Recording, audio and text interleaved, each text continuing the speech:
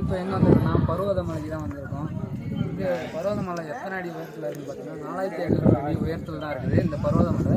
நீங்கள் யாரும் இந்த இடத்துல வந்துருக்கீங்க பார்த்தீங்கன்னா இங்கே கீழேருந்து பார்க்க எல்லா இடமும் சின்ன சின்னதாக இருக்குது. நாங்கள் நடந்து வந்த பாதை பார்த்தீங்கன்னா அங்கே பாருங்க ஒரு கோடாட்டம் தெரியுது.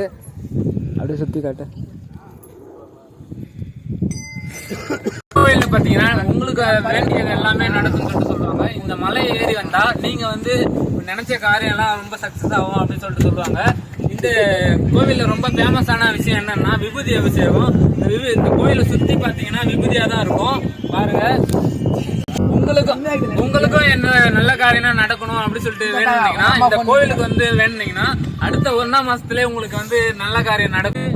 கரெக்டா 2:30 ஆகுது. இந்த நேரத்துல பாத்தீங்கன்னா குளிர், பயங்கரமா குளிர். இந்த இடத்துல பக்கத்துல இருக்கிற மாதிரி ஜில்லுன்னு ஊட்டி கிளைமேட் மாதிரி இருக்குது. நீங்களும் இந்த எக்ஸ்பீரியன்ஸ் பண்ண மேல வந்து பாருங்க. புது விதமான எக்ஸ்பீரியன்ஸா இருக்கும். வாங்க என்ஜாய் பண்ணுங்க. அப்படியே கடந்துட்டோம். இறங்குறது அதை விட கஷ்டம். அவங்க அம்மாக்கு தான் லிஃப்ட் வேணும்.